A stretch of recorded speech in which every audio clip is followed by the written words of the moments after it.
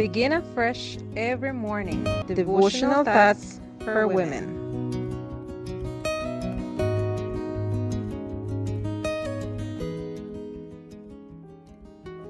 Good morning, dear friends.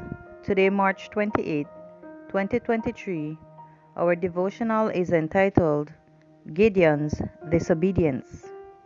The scripture reading is taken from Judges chapter 8, verse 20. And he said to Jether, his firstborn, Rise, kill them. But the youth would not draw his sword, for he was afraid, because he was still a youth. After Gideon had won the battle, the kings of Midian were at his mercy. Because of the crimes committed, Gideon asked his son to execute them, but his son did not dare, because he was afraid, because he was still a youth. Judges chapter 8, verse 20. It was a humiliation to die at the hands of a youth or of a woman. Death dealt by an experienced warrior would mean one sure strike, while if it was dealt by an inexperienced youth, it could mean mutilation and a long drawn-out demise. Finally, Gideon himself killed him, and with the death of the Midianite kings, the 7 years of plundering of the Israelites ended. In gratitude, they wanted to proclaim Gideon king, but he humbly refused. Gideon's faithfulness was praiseworthy, but Satan never goes on vacation. Satan is never idle. He is filled with hatred against God and is constantly enticing men into a wrong course of action. After the armies of the Lord have gained a signal victory, the great adversary is especially busy.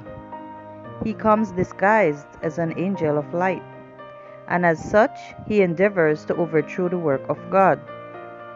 Thus, thoughts and plans were suggested to the mind of Gideon, by which Israel were led astray. Foolishly, Gideon built a new center for worship, making for himself without consulting God an ephod and a breastplate, garments that only priests were to wear. This disobedience led the people to prostitute itself because of the ephod and became a stumbling block for Gideon and his family. The rebellion by their leader led the nation to spiritual ruin once again. The greater one's responsibility, the greater one's influence. God requires greater obedience of those with a higher position. There are few who realize how far-reaching is the influence of their words and acts.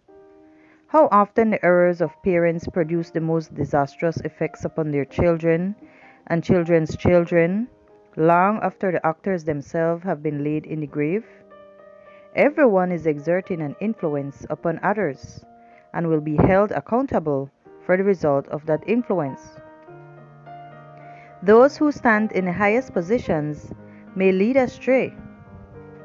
The wisest err, the strongest may falter and stumble. There is need that light from above should be constantly shed upon our pathway. Our only safety lies in trusting our way implicitly to Him who has said, "Follow me." Check your words and actions. Make sure they don't become a stumbling block in the lives of your family or those around you.